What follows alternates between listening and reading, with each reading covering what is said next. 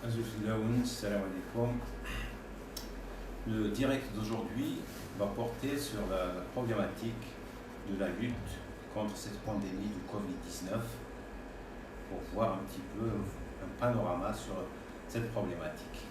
Avant d'aller plus loin, je voudrais m'incliner respectueusement à la mémoire des victimes de cette maladie et tout particulièrement à celle de mes collègues. Pour le reste, cette maladie pose un gros problème dans la mesure où l'agent pathogène est un nouveau virus coronavirus SARS-CoV-2, et la gravité dépend des caractéristiques de ce virus. Nous allons envisager ce live sous deux volets, la prévention et le traitement. La prévention pour ne pas que les gens contractent cette maladie, pour ne pas que ceux qui sont malades contaminent ceux qui ne le sont pas, et le traitement, prendre en charge ceux qui sont déjà malades. La prévention découle du mode de transmission de ce virus, qui est un agent pathogène, sévèrement pathogène, et qui a la caractéristique de se propager de deux manières. C'est ce qui fait la rapidité de propagation, sa contagiosité. Il se propage par la voie aérienne, la contamination se fait par voie aérienne et par voie manuelle. Aérienne par le passage du virus à travers les gouttelettes de salive, les postillons du malade vers celui qui est en face de lui. Donc c'est dû à la proximité avec quelqu'un qui est porteur du virus. Et la voie manuelle, c'est le contact avec le malade qui est infecté par ce virus, ou les surfaces des objets sont souillés par ce virus. Donc il faut lutter contre la contamination par voie aérienne et la contamination par voie manuelle. La contamination par voie aérienne, c'est la distanciation. C'est comme quand quelqu'un tire sur une autre personne. L'arme à feu a une portée, 100 mètres par exemple. Si vous vous mettez à plus de 100 mètres, la balle ne vous atteint pas. Donc pour le virus, si vous vous mettez à plus de 1 mètre, 1 mètre et demi, le virus n'arrive pas vers vous. Donc restez à distance les uns des autres, pour que si quelqu'un est malade sans qu'il le sache, il ne va pas contaminer les autres qui sont mis en confiance parce que la personne est asymptomatique. On peut également se prémunir en se couvrant les voies aériennes supérieures avec un masque. Celui qui est malade surtout, il se couvre pour ne pas contaminer les autres. Mais si tout le monde porte un masque, personne ne contamine personne. C'est ce qui s'est passé dans certains pays d'Asie du Sud-Est, à Hong Kong par exemple, 8 millions d'habitants, où tout le monde, 100% des personnes sont masquées. Donc, de ce fait, il y a eu très peu de malades et très peu de décès. Il y a un moyen d'éviter ces deux modes de contamination en même temps. C'est le confinement. C'est de rester loin des gens, malades ou pas malades. Ça vous protège complètement contre la contamination et surtout, ça évite que vous contaminiez les autres si vous êtes malade. Donc le confinement évite la contamination. C'est l'axe principal de la prévention. Donc, si je me résume, prévention pour ne pas que ceux qui sont malades contaminent ceux qui ne le sont pas, rester à distance les uns des autres, et puis la prévention manuelle. La prévention manuelle, c'est la désinfection, le lavage des mains, la désinfection des objets, des surfaces et des sols.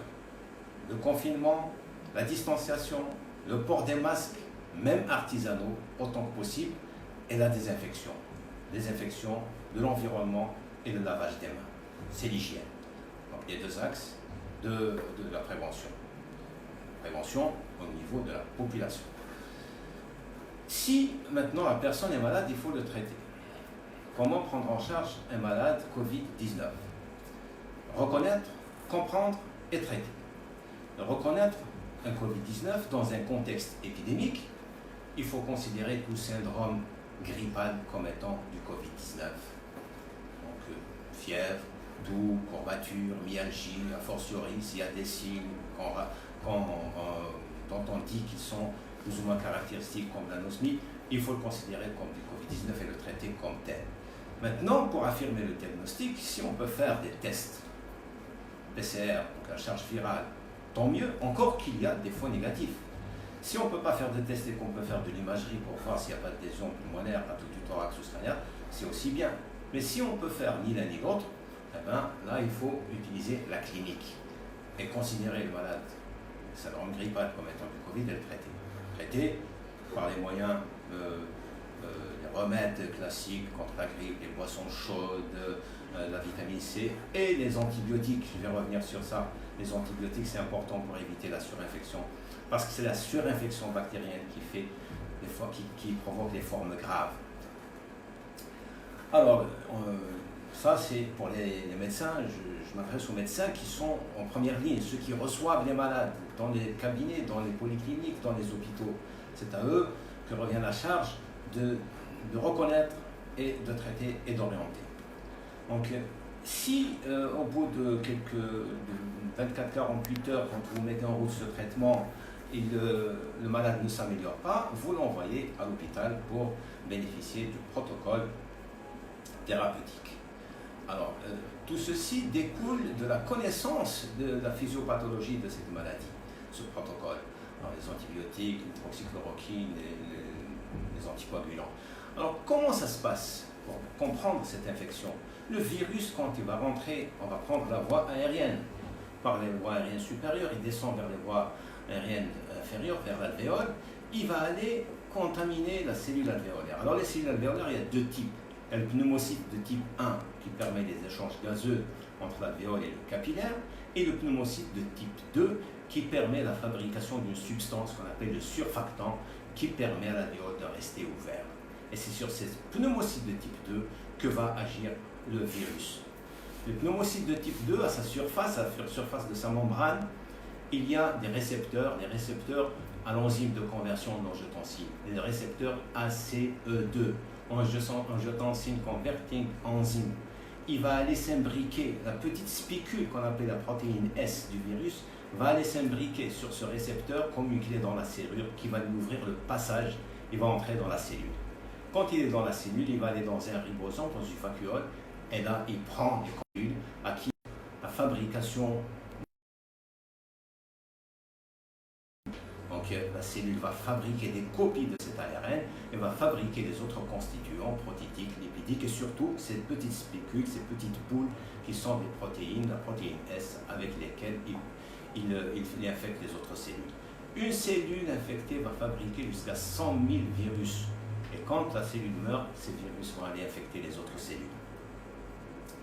Et cette infection ne va pas concerner seulement les cellules alvéolaires des poumons.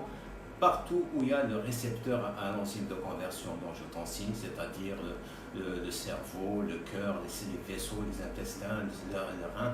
C'est pour ça qu'il y a un polymorphisme symptomatique de cette maladie, parce qu'elle touche beaucoup d'organes en même temps.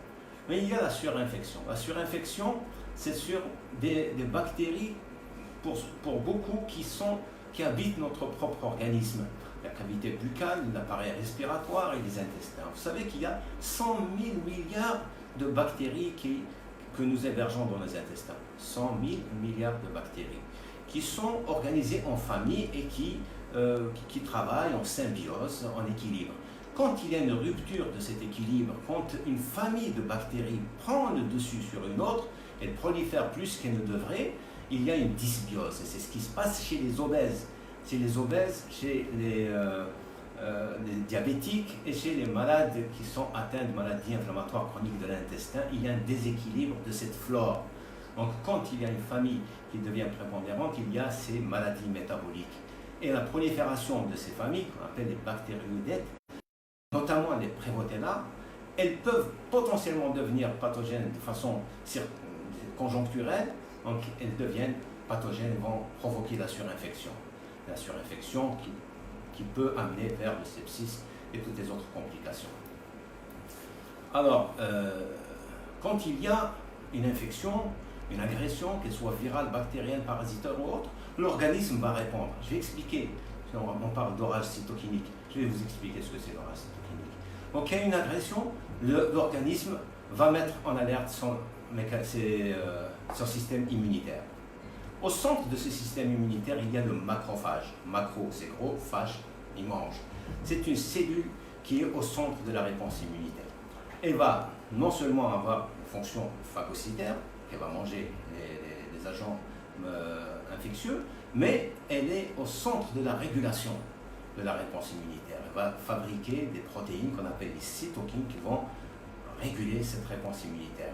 Il va stimuler également, par le biais des cellules dendritiques, la maturation et la prolifération des cellules lymphocytaires, les lymphocytes T pour l'immunité cellulaire et les lymphocytes B pour l'immunité humorale. Les lymphocytes B vont fabriquer des anticorps, c'est des missiles à tête chercheuse. Parmi ces anticorps, il y en a qui sont nocifs pour notre organisme. Ce sont des anticardiolipines, qui sont des anticoagulants circulants qui vont provoquer l'équivalent d'un syndrome des antiphospholipides qui est à l'origine des complications thromboemboliques. C'est pour ça qu'il faut donner des anticoagulants. Les cytokines pro-inflammatoires, en premier chef l'interleukine 6, dont on peut évaluer l'importance par le dosage d'une protéine qui est synthétisée par le foie, qui est la CRP, l'interleukine 6, le TNF-alpha, l'interleukine 1 et accessoirement l'interleukine 8 et l'interleukine 18. Mais en même temps que la synthèse de ces cytokines dans la fabrication en excès, quand l'organisme ne maîtrise plus cette réponse immunitaire, il va y avoir ce qu'on appelle l'orage cytokinique. En même temps que ce macrophage va fabriquer des molécules, des protéines d'adhésion qui vont faire coller les cellules inflammatoires sur le plancher de l'endothélium. La cellule endothéliale va se rétracter, donc ça va provoquer une augmentation de la perméabilité, le passage du liquide dans le milieu interstitiel. C'est ce qui va expliquer l'œdème alvéolaire et le début du syndrome de détresse respiratoire aiguë. Donc de là va découler le traitement.